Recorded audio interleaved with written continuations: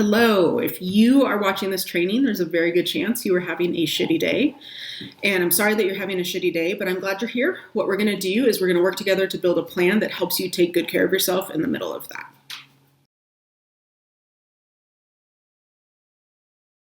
So let's start with an introduction. First thing, I usually don't, but today I'm gonna allow my dog to wander around the room as I record. I don't know if he'll come into frame or not, but if you hear a lot of noise, that's him, that's Chuck. And honestly, on shitty days, we need dogs. So if he comes in and out of frame or he makes noise, I think that may be good for us. He's Chuck, I'm Shannon. I'm a therapist and a certified coach. And the company I run is called Stack of Stones. And here at Stack of Stones, we are all about taking good care of guardians. So I use this word guardian to kind of wrap together all of the roles where you are helping somebody in distress. So this could be anyone in healthcare, social services, first responders.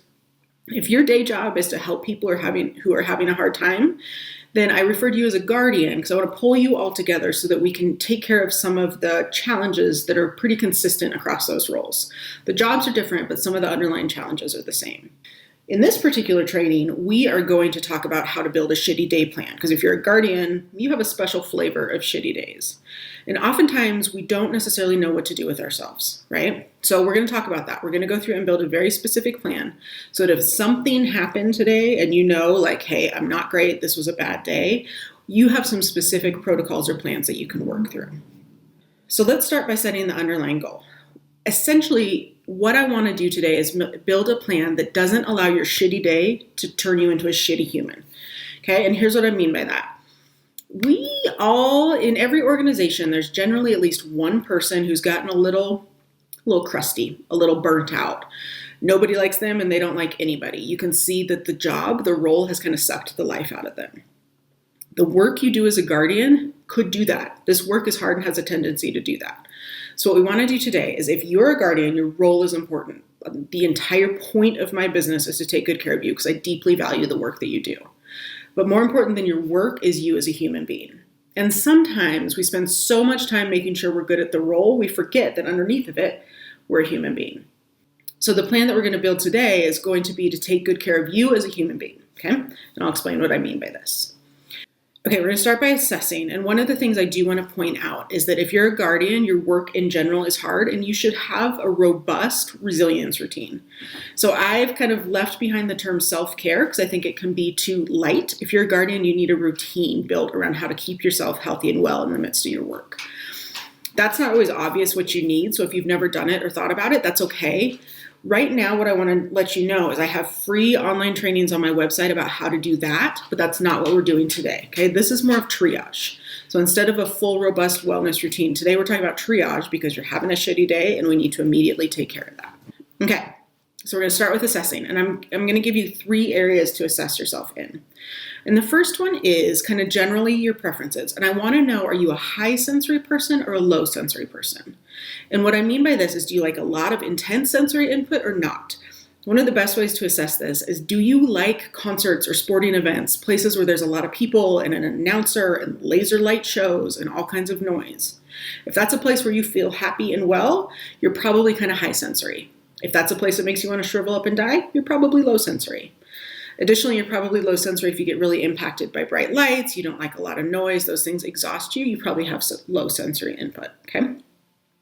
Nobody's all or nothing, and neither is right or wrong. This is just kind of how we're going to tailor the tools that you need specifically to what sensory inputs you prefer. Next, what I want you to consider is whether or not you're an introvert or an extrovert. And this doesn't mean whether or not you like people, okay? First of all, introverts simply refuel by being alone, whereas extroverts feel energized by being with people. So you can both have the same amount of fun with a group of people. The introvert will just be tired at the end. Extrovert will be energized. Just like with sensory, there's no right or wrong, and you're probably not all or nothing, one or the other, okay? We're generally kind of mixed. But overall, do you like high sensory input, or do you like a lot of people, or the opposite, okay? So those first 2 are kind of your personality or your overall preferences. This third one is specific to where you're at today. And what I want you to assess is your energy level too high or too low, okay? So if you're too high, you might be kind of jittery. Maybe you're actually shaking. Maybe your thoughts are racing. You want to pace. You can't really calm down. What we're going to work on within your plan is kind of bringing you down a little bit. If you're too low, you're kind of disconnected. You're spaced out. Maybe you're having a really hard time getting your thoughts to connect. You don't want to talk to anybody. You want to be completely silent and you're kind of withdrawing. If that's the case, what we're going to do is we're going to try to build a plan that pulls you up a little. The goal is to come to the middle. Neither is right or wrong. What we want to aim for is the middle. Okay? So if you need to pause and take a second to think about it, I want you to assess sensory, introvert or extrovert, and whether your energy is too high or too low. That was hard. Maybe my energy is too low. Okay, so now that we've done a little bit of an assessment about where you're at as an individual, we're going to go ahead and pick some tools that'll help you. And I can't tell you what tools you need. Those are unique to your needs, which is why we start with assessing. What I'm going to do is I'm going to run through some categories and give you a bunch of ideas, and then you can choose some stuff that's helpful. I will tell you that one thing that's fairly universal is that we're going to aim for simple. Okay, so if you had a bad day, this is not a time to do anything complex or hard. And there's something valuable about the simple pleasures of life. Okay, so we're going to aim for simple.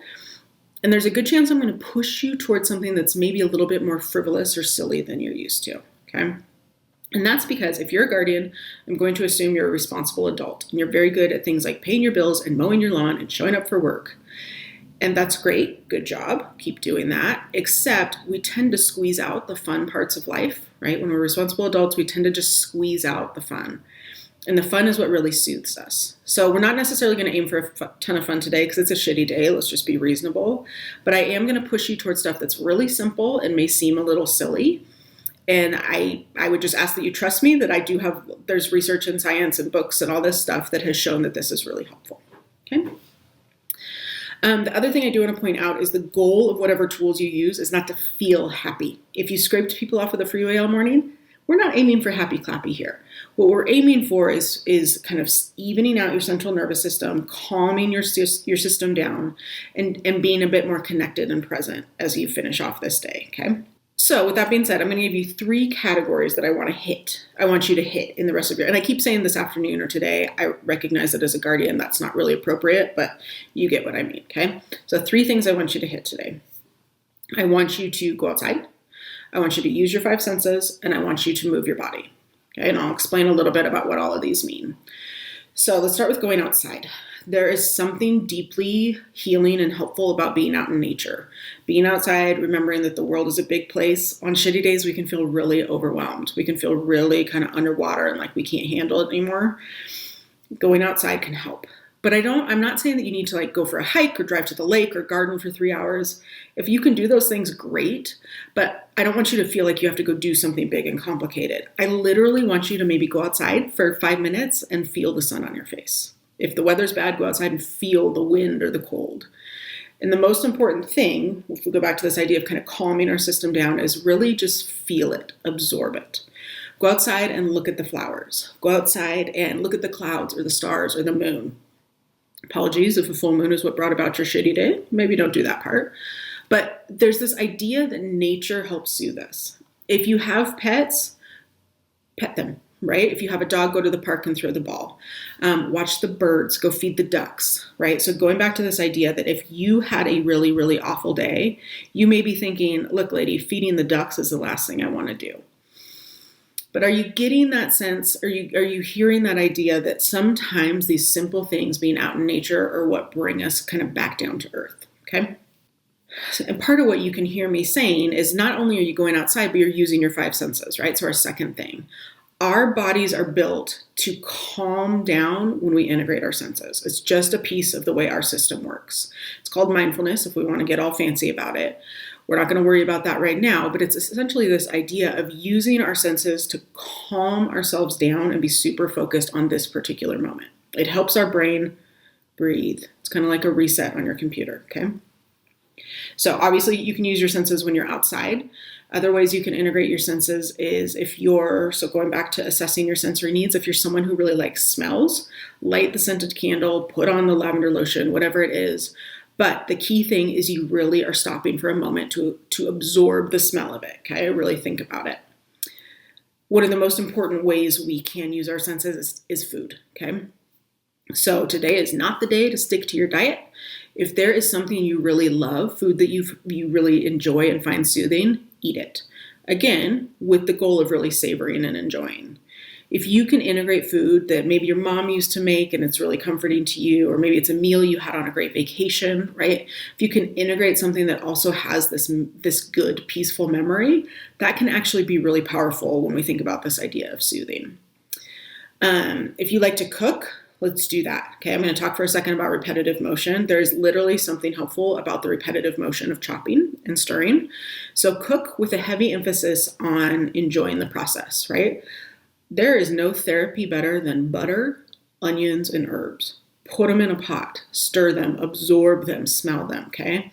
It'll help really soothe you. Within this, though, let's take a second to talk about moderation. So I have no issues. If you had a shitty day and you want to have a couple of drinks, fine, no problem at all. But the difference is we don't want to drink to shut down and kind of separate ourselves from the world around us. That's one of the ways we start turning into a shitty person. Okay, it may feel better today, right? To just black yourself out and try again tomorrow. That may feel better today, but I promise it's not going to help in the long run.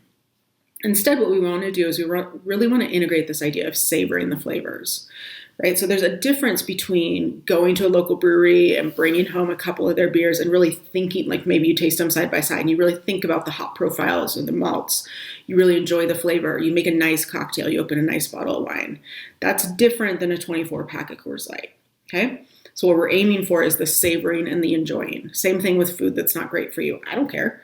Eat the Doritos, but enjoy them, savor them, don't just pound the bag. Okay, and then the next thing I want you to do is move your body, right? So we all know that exercise releases endorphins. So yes, we're looking for a little bit of that endorphin release for sure. But I only want you to do intense exercise. So something like going for a long run, hard workout at the gym, hot yoga. If you're one of those hot yoga people, I only want you to do that if it's something you already love and you know will be helpful. Okay, we just like going for a hike out in nature, we don't need to aim for the big stuff today. If you have never done hot yoga and you're having a shitty day, do not start today, okay? Today is not the day, I swear. Instead, we want to get out and do something restful. It can be as simple as going for a walk, it can be as simple as throwing the ball for the dog. But what the research shows that there's two key things you may want to do that'll help with that kind of reset of our system. One is repetitive motion. Okay, so I talked about chopping a second ago. And the second is this idea of impact. There is something soothing about repetitive, like I always joke with my clients about how in the movies, the crazy person's always rocking in the corner. They're doing that because it works, right? We soothe babies to sleep by rocking. There's something in it that helps us calm down. And then likewise, there's something about impact that helps, especially, remember how we assess whether you're too high? If you're too high, that impact might help you kind of work that anxiety or that anger or whatever it is out of your system. Okay, and I'm going to give you a bunch of ideas about what this might mean. So literally go swing on the swings. So if you have kids or you can borrow a niece and nephew or something like that, go swing on the swings. If you have a hammock or a rocking chair, maybe you have like those outdoor rocking chairs, pour yourself a nice cocktail, go sit in the sun and rock.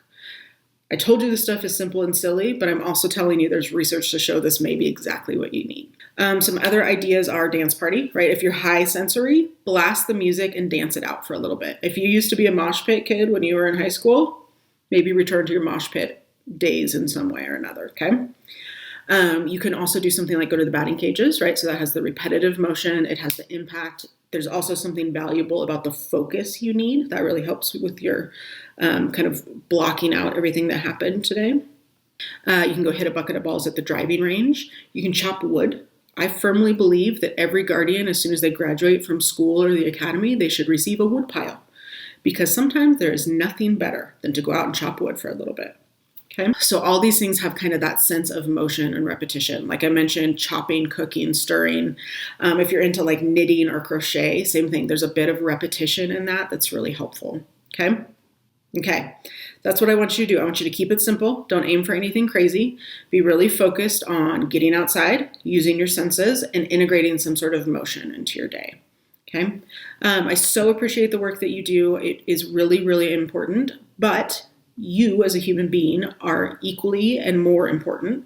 So I want you to take really good care of yourself. I'll put my email up in case you need anything. Thanks.